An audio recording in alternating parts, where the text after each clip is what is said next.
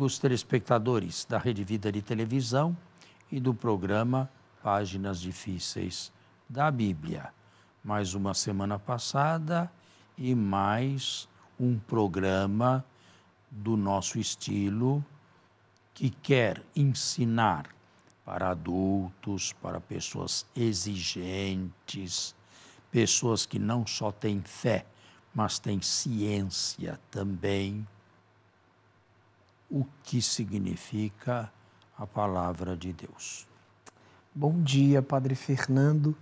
Bom dia você que dominicalmente encontra-se conosco, graças à Rede Vida de Televisão, o canal da família, graças ao trabalho prestado por Padre Fernando à Igreja. Aproveitamos para mandar o nosso cordial abraço a tantos irmãos padres, bispos, São Paulo e pelo Brasil, que nos acompanham e por uma razão, porque podem encontrar em nosso programa um espaço fecundo para se aproximarem também da palavra de Deus que está contida nas Escrituras. Olhe, para dizer bem a verdade, eu não sou o melhor mestre em escritura, porém, eu não conheço um programa outro escriturístico, bíblico, deste nível. Não sei se você o conhece. Eu também não conheço e talvez por uma razão simples, Padre. Os outros programas falam sobre a Bíblia e geralmente de um ponto de vista muito espiritual. E não estão errados. Não, também há espaços para isso, né? É uma reflexão colhida a partir do texto, como uma catequese, etc. Nos outros credos, né, aqueles que se intitulam como pastores da palavra, também tentam, mas o fazem simplesmente recontando a história sob uma ótica meramente religiosa, como está no texto e, lamentavelmente, fundamentalista, né? Noé faleceu com mais de 600 anos. Está na Bíblia, então isso aconteceu. Aqui não. Aqui nós tentamos unir a história, o método, a fé, trazendo para você uma reflexão teológica. Muito bem. Falamos do Reino do Norte. Acredito que encerrei, para não pegarmos monarca após monarca, não é? Seria repetir muito. Mas podemos falar agora sobre o Reino do Sul, a monarquia do Sul.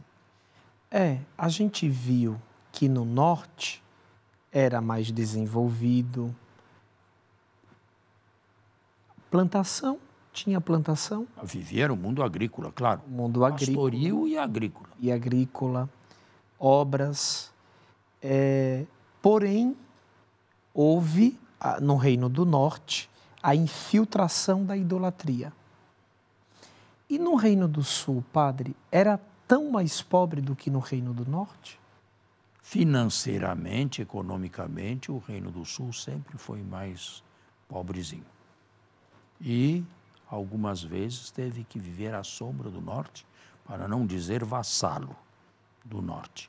Mas sempre se entenderam no final. Eram reinos irmãos, irmãos gêmeos. E o Deus do Norte era o Deus também do Sul. Do Sul. Só que, ao tempo das monarquias, nós não falamos ainda em monoteísmo. Nós falamos, como bem sabe, em monolatrias. E haver uma espécie de divindade nacional, por assim dizer.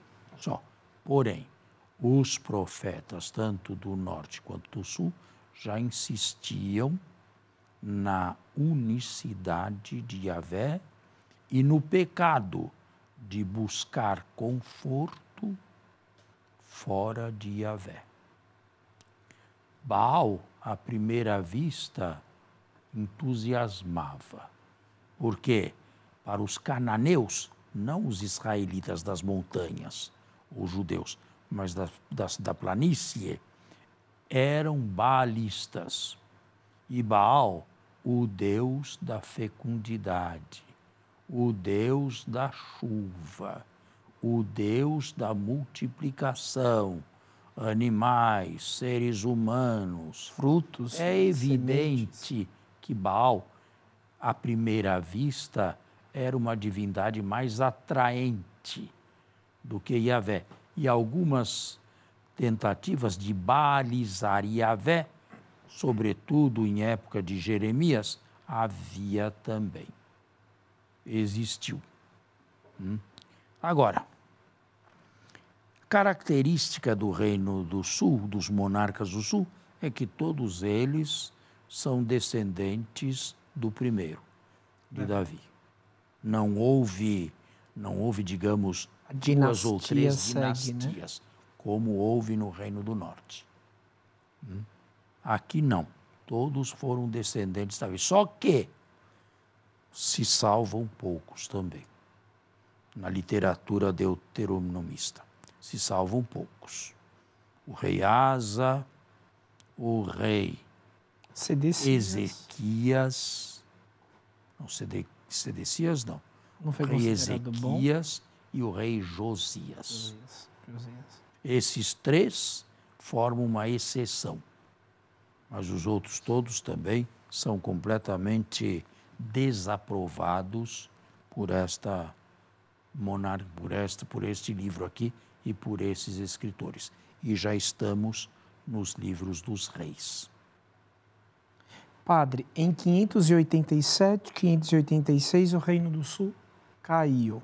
Desapareceu. Bom, desapareceu. Desapareceu no sentido de que a nata dos judeus foi levada para o desterro de Babilônia. A nata. Certo. Mas numa primeira levada, teve mais de uma, de acordo com Jeremias. Teve duas, houve duas. Uma em 598, outra em 587, a segunda. Sempre a nata, os principais responsáveis ou os cabeças.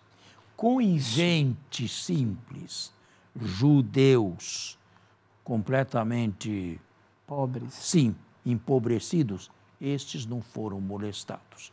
Por quê? E você conhece a resposta, é sempre a mesma. Quem quer pobre? Sim, o dilema, né? Tá vendo? Diante deste quadro histórico, a gente pode concluir que Jerusalém, entre aspas, né, Judá, foi destruída? Jerusalém foi completamente destruída, sim. Completamente destruída? Sim. Foi queimada. Nessa Pegaram circunstância. Fogo em 587. Julho e agosto de 587. Foi queimada. Sobrou nada. Ruínas apenas e local de chacais, de animais silvestres, nada mais. Tá. Durante anos. E eles foram para o exílio, quer dizer, a camada ou as camadas mais influentes do povo foram ao exílio da Babilônia. Foram. Lá ficaram 4 décadas. De 587 a 520, com um início em 539, mas as caravanas começaram, a meu ver, em 520, com Dario I da Pérsia. E agora vem uma pergunta que o leitor provavelmente pode fazer, né? Ao voltar, como que detectaram que se a cidade tinha sido toda destruída? Do ponto de vista histórico, não podemos saber se a Jerusalém que hoje existe é a mesma que já foi claro que construída. Não. Jerusalém do passado era um cercadozinho só. Sempre foi. Não é a Jerusalém de hoje que tem 800 mil habitantes. De jeito nenhum. Imagina. Agora, chegaram no meio de muitas dificuldades, de imensas tragédias, pobreza absoluta e falta de meios de subsistência e, sobretudo, de construção. Acabaram construindo as próprias casas do jeito que puderam, mas o templo ficou em ruínas, até que veio o profeta Ageu e o primeiro Zacarias, para mostrar que em primeiro lugar estava a casa de Deus. E que era por isso, por descuido, que eles estavam semeando muito e colhendo pouco. Ou seja, todos precisavam se unir para levantar primeiro aquilo que importava a todos. E foi bonito, porque foi um esforço ecumênico. Todos se uniram e fizeram uma única construção, que é o segundo templo. E este segundo templo, ele durou até a época dos romanos. Até 70. E também foi destruído. Claro, inteiramente. Uma outra pergunta muito simples. Enquanto este povo estava no exílio da Babilônia por mais de 4 décadas, eles será que tinham liberdade para exercer a sua fé judaica, mesmo servindo ao Deus da Babilônia? Não, não é bem assim. Vamos fazer um intervalo e eu explico.